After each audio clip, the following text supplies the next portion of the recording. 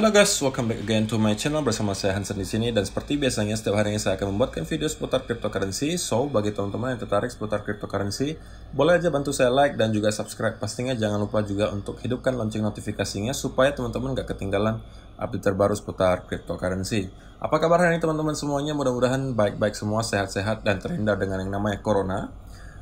Nah, kita juga hari ini, di hari Minggu, kita ngelihat lagi weekend kali ini itu dipenuhi warna hijau di Bitcoin dan market crypto pada keseluruhannya ya. Dan itu merupakan indikasi yang sangat positif dan pastinya mood teman-teman yang holder harusnya lagi baik ya. Nah, hari ini pastinya kita akan bahas lagi soal Bitcoin karena ada beberapa berita penting yang pengen saya bahas untuk teman-teman, untuk di-share ke teman-teman. Juga ada data-data menarik pastinya seperti biasa. Pastinya juga nanti ada analisa teknikalnya, oke? Jadi kalau misalnya teman-teman tertarik, stay tune terus sampai akhir video. Kita mulai videonya sekarang. Let's go. Oke guys, seperti biasa kita akan mulai dari coin market cap dulu. Pada hari ini secara global, market cap crypto itu berada di angka 1,66 triliun dolar. Atau naik sekitar 1,27%. Bitcoin sendiri berada di harga 41.942 atau naik 0,11%. Ethereum 2.574 naik 4%. Jadi altcoin juga udah mulai naik juga. Binance $340 naik 5%, Cardano 1,37 dolar, XRP 0,75, Dogecoin 0,21, Polkadot 18,44 dolar. Oke? Jadi sekarang kita langsung mulai dulu ke berita pertama yang pengen saya share ke teman-teman adalah ini. Bitcoin super cycle set up Q4 BTC price top as illiquid supply hits all-time high. Kalau misalnya teman-teman yang sudah subscriber lama di sini, harusnya udah tahu duluan ya tentang hal ini. Kita udah bahas sebelumnya di channel kita. Dan di sini baru dibuatkan artikel hari ini. So, selamat teman-teman yang udah subscriber, udah tahu duluan daripada mereka-mereka yang membaca artikel ini. Nah, di artikel ini dikatakan, investor behavior further mimics the change in sentiment. Strongholder with little to no history of selling their BTC are now back in control at levels never seen before and absent since Bitcoin's current all-time high of 64,500 in April. Jadi dikatakan di sini para strongholder atau pemegang Bitcoin yang memang diamond hand, yang jarang sekali ngejual bahkan tidak pernah menjual Bitcoinnya itu, sekarang sudah mulai masuk lagi dan sudah mulai menarik lagi Bitcoin dari exchange ke cold walletnya, dan levelnya itu sekarang udah nyampe ke all time high, bahkan lebih tinggi dibandingkan ketika Bitcoin berada di harga 64.500. Nah, ini adalah chartnya. Kemarin harusnya teman-teman juga udah pernah lihat chart ini kalau misalnya teman-teman subscriber lama. Jadi dikatakan di sini akan terjadi supply shock. Jadi teman-teman bisa lihat garis orange ini adalah illiquid supply-nya. Illiquid supply itu artinya supply Bitcoin yang tidak liquid, yang tidak bisa tidak dijual di exchange. Jadi udah ditarik ke wallet pribadi. Menyebabkan apa? Supply shock. Supply shock itu apa? Teman-teman bisa lihat aja, nonton aja video kemarin, sudah saya jelaskan cukup detail dan juga dengan analogi supaya teman-teman lebih gampang ya untuk ngertinya. Pada intinya adalah kalau misalnya illiquid supply makin tinggi, otomatis supply yang liquid atau supply yang dijual di exchange itu semakin sedikit, atau yang diperjualbelikan di exchange itu semakin sedikit. Otomatis barangnya semakin langka dong. Kalau sudah semakin langka, biasanya harganya akan semakin naik. Nah, illiquid supply-nya di Bitcoin sekarang sudah mencapai all-time high-nya. Bahkan sama dengan yang ketika harga Bitcoin masih 64.000. Jadi para strongholder ini udah pada narik Bitcoin-nya semua dari exchange, sampai illiquid supply-nya itu udah banyak banget yang ditarik semua. Pokoknya banyak banget Bitcoin yang sudah ditarik dari exchange. Jadi angkanya sudah melebihi dari ketika Bitcoin di angka 64.500. Jadi itu pastinya indikasi yang sangat positif. Dan kalau teman-teman masih rancu gitu, apa sih maksudnya, teman-teman tinggal nonton aja video sebelumnya, saya udah jelasin juga. Segera akan terjadi supply shock menurut mereka, dan itu merupakan hal yang baik, oke? Nah, berita kedua adalah dari Cointelegraph juga, bahwa Bitcoin records rare 10-day winning streaks at BTC price taps 42,000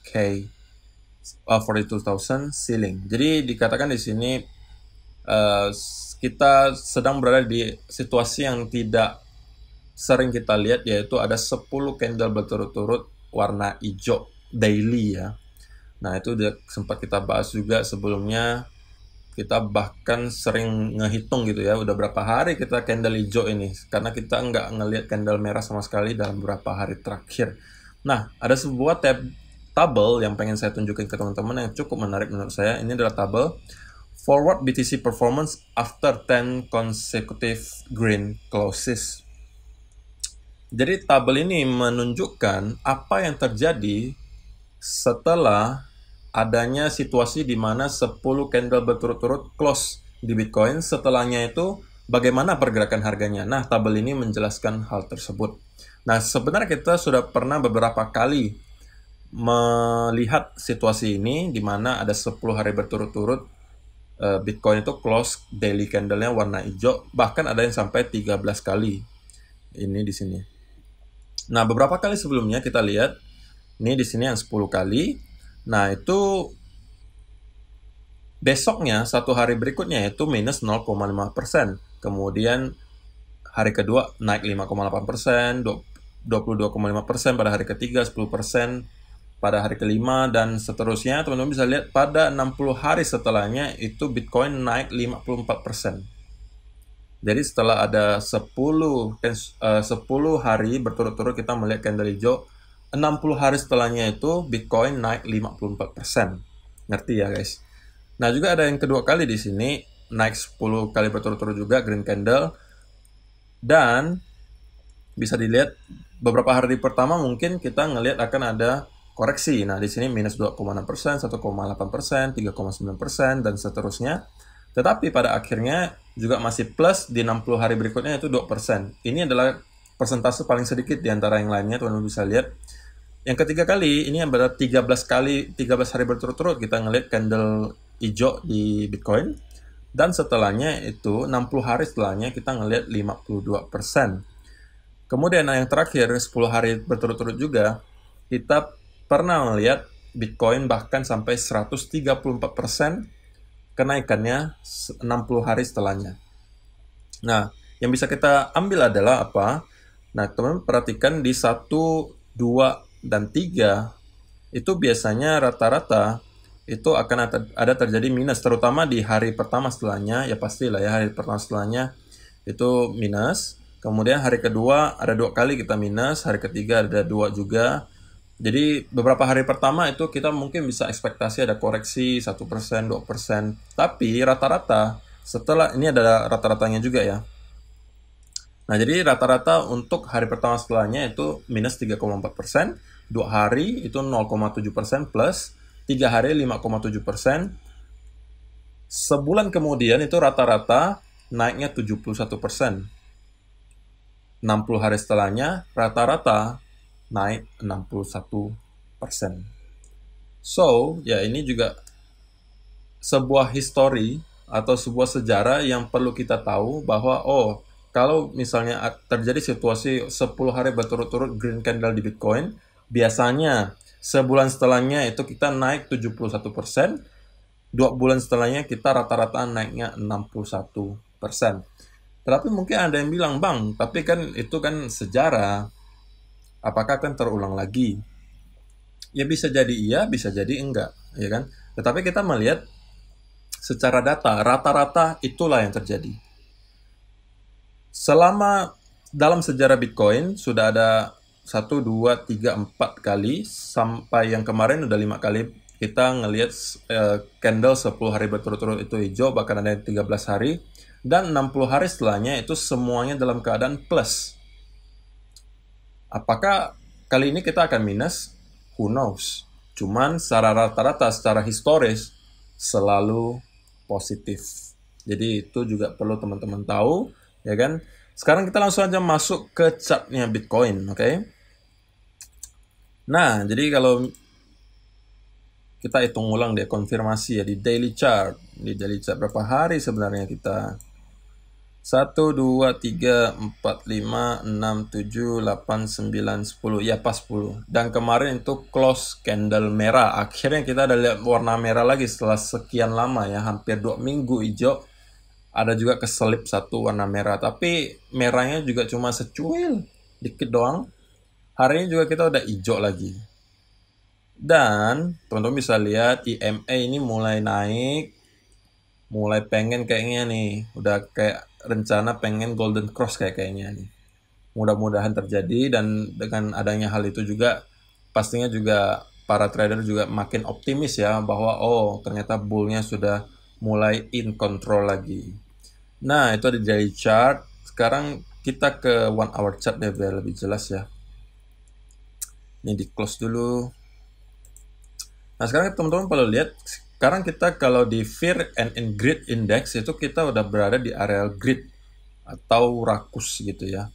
Setelah bulan-bulan lalu selalu kalau nggak fear ya extreme fear atau ketakutan gitu ya. Sekarang kita udah mulai dalam fase greedy gitu. Nah, seperti biasa kita akan tunjukkan chart ini, cuman kita bukan dalam tahap extreme greed ya. Kalau extreme greed itu udah di atas ini, dari angka 90-an, sedangkan kita berada di angka 60-an. Jadi kita ya sedikit di atas tengahnya lah, ya kan? Kalau tengah kan di 50-an itu kan netral gitu ya. Kita sedikit di atas netral, udah sedikit greedy, tapi itu masih ya termasuk area yang netral lah, masih di tengah-tengah. Kecuali kalau kita udah nyampe ke 80, 90. Nah, mungkin kalau 80 90 itu biasanya akan ada koreksi dulu, akan ada jeda dulu sebelum kita naik lagi gitu. Nah, jadi kita masih di pertengahan lah, masih oke lah ya. Masih bisa naik harusnya, oke? Nah, sekarang kita ngelihat ke 1 hour chart-nya. Ketika kita buat videonya kemarin guys, kita berada di area sini kalau tidak salah ya, sekitaran sini. Dan saya udah pesan ke teman-teman, hanya ada 2 skenario yang bisa terjadi. Pertama, kita itu down dan konsolidasi di sini membentuk head and shoulder. Tetapi itu catatannya, kalau itu terjadi, itu harus kita breakdown dari support di sini, baru kita bisa membicarakan soal head and shoulder. Skenario kedua adalah kita di sini konsolidasi dan retest area di support ini. Saya bilang selama kita bertahan di atas area support ini ataupun nyentuh dikit di bawah di sini, selama belum nyampe ke area sini, itu kemungkinan besar kita masih akan naik ke atas. Nah, kemarin di 15 minute chart lebih jelasnya ya, kita itu sebenarnya membentuk semacam bull flag ya di sekitar sini. Ini adalah bull flagnya. Oke. Walaupun tidak sempurna ya, mirip seperti bull flag lah intinya ya, dan sudah breakout. Dan sepertinya kita lagi akan menuju ke atas lagi kita lagi retest lagi high sebelumnya di sekitar 42.400-an. Kalau tembus lagi, target selanjutnya menurut saya adalah di sekitaran trendline ini pertama, sekitar 43 ribuan. Kalau kita melihat short squeeze lagi, bisa jadi kita akan langsung nembus ke area sini ke 46 atau 47 ribu. Itu adalah area berikutnya yang kita harus wanti-wanti, kemungkinan akan ada koreksi di area tersebut. Nah, yang pertama, yang pastinya yang paling dekat dulu adalah di area trendline ini, di sekitar 43 ribuan lah ya, 43.500-an. Nah, itu yang skenario yang bisa jadi terjadi ketika kita udah nyampe ke sini. Sebentar, kita hapus dulu. Nah, kalau momentum kita cukup kuat, kita langsung nembus, ya syukur banget ya. Berarti kita akan langsung menuju ke atas, tapi kalau kita ke-reject dari sini, nah maka kita akan koreksi lebih dalam. Karena gini guys, kita 10 hari berturut-turut itu kalau kita lihat, udah kayak roket kita. Tuh. Walaupun kemarin itu candle merah, itu kecil banget candlenya, dan saya rasa dalam beberapa hari ke depan kita mungkin akan ngelihat ya 1-2 hari juga konsolidasi gitu, at least konsolidasi, kalau tidak sedikit koreksi lah ya, karena menurut saya koreksi ini tidak cukup. Walaupun mungkin tidak sekarang koreksinya, bisa jadi kita nyampe ke atas dulu, baru di sini kita konsolidasi. At least kita 1-2 hari istirahat dulu lah, break dulu gitu ya. Baru kita melanjutkan kenaikannya ke atas. Nah itu menurut saya. Tapi kalau misalnya teman-teman yang holder ya pastinya nggak usah pusing ya. Karena kemarin ada yang komen gini, Bang, abang selalu bilang potensi koreksi gitu ya. Lalu abang ini nggak sempat serok kah gitu. Nah ini jawaban saya. Kalau misalnya teman-teman yang subscriber lama harusnya udah tahu saya itu tekniknya dollar cost averaging. Jadi sebenarnya mau harganya naik kemana pun atau harganya turun, saya itu tidak masalah. Karena apa? Saya selalu dollar cost averaging. Kalau harganya naik, ya saya syukuri gitu ya. Berarti saya cuan. Tapi kalau harganya turun, saya juga syukuri. Kenapa? Saya mendapatkan harga yang lebih murah. Karena saya selalu beli cicil, dan cicil. Kalau dapatnya harga murah, ya harga rata-rata yang saya makin murah. Kalau harganya naik, ya sudah berarti saya cuan. Jadi otak saya nggak pusing gitu guys. Ya kan? Nggak perlu saya pusingin, oh hari ini bakalan naik nggak nih? Besok bakalan naik nggak nih? Yang saya tahu adalah dalam jangka panjang, Bitcoin tetap akan menembus ke all time high-nya lagi, bahkan sampai ratusan ribu dolar. Itu yang saya tahu, dan itu yang saya pegang. Otomatis saya tidak pusing, tidak terlalu pusing soal jangka pendek gitu ya. Dalam sehari 2 hari ke depan itu Bitcoin bakal kemana, ya saya nggak terlalu pusing. Cuman, memang kan saya juga ada, selain kita hold, ya iseng-iseng juga ada trading futures gitu kan.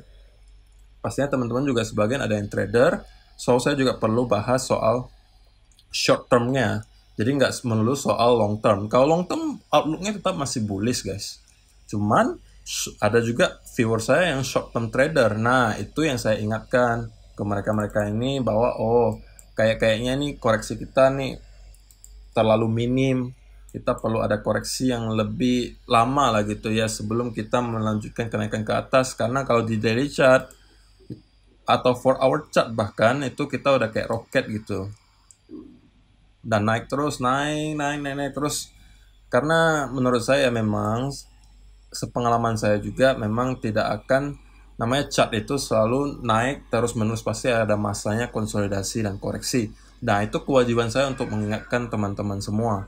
Saya tidak hanya mau teman-teman outlook-nya selalu bullish tanpa ngelihat faktanya gitu. Maksudnya gini, kalau misalnya dalam keadaan turun, saya kemarin kan saya bilang akan ada saatnya kita juga naik guys, tidak selalu turun, ya kan? Sama ketika sekarang naik dan naik, ya akan ada saatnya juga kita koreksi. Bukan juga dalam artian koreksinya langsung tiba-tiba anjlok ke 35.000, ke 30.000, tidak seperti itu guys. Kita cuman perlu konsolidasi dulu sedikit, mungkin dari 42.000 ke 39 misalnya. Atau kita nggak dari sini koreksinya malah naik dulu ke 48.000. Di sini juga area resisten yang cukup kuat. Nah dari sini baru kita mungkin konsolidasi. Nah saya bukan dukun guys, jadi saya nggak bisa nebak di mana kita akan koreksi. Yang saya tahu hanya Bitcoin dalam 2 minggu terakhir itu hampir semua candlenya hijau gitu. Dan menurut saya kita perlu ada sedikit saja rem dulu, istirahat dulu bentar, baru untuk melanjutkan kenaikan ke atas. Kapan koreksinya? Saya juga nggak tahu, mungkin dalam beberapa hari ke depan. Yang wajib saya kasih tahu adalah, yang wajib saya lakukan adalah saya ingatkan teman-teman. Nah, kalau misalnya ini untuk teman-teman yang short term trader gitu ya, harus aware kalau kita sudah naik, kalau dihitung ini udah dalam 12 hari terakhir 11 candlenya tuh 11-nya warna hijau, jadi saya perlu ingatin gitu. Kayaknya kita perlu sedikit konsolidasi. Nah itu aja sih. Kalau misalnya teman-teman yang holder untuk jangka panjang, ya nggak usah pusing juga kalau cuman turunnya 1-2%, nggak ada efek apa-apa untuk teman-teman yang holder jangka panjang kan. Tapi kalau untuk yang trader, 1-2% itu cukup berpengaruh gitu ya. Oke, terima kasih teman-teman udah nonton video kali ini. Semoga bermanfaat video hari ini. Dan pastinya saya cuma nggak minta banyak sih guys, saya cuma minta like-nya doang. supaya membantu algoritma YouTube membuat video saya itu disebar lagi ke audiens yang lebih luas. Oke, terima kasih yang udah bantu saya like. Kita akan bertemu lagi di video yang berikutnya. Thank you.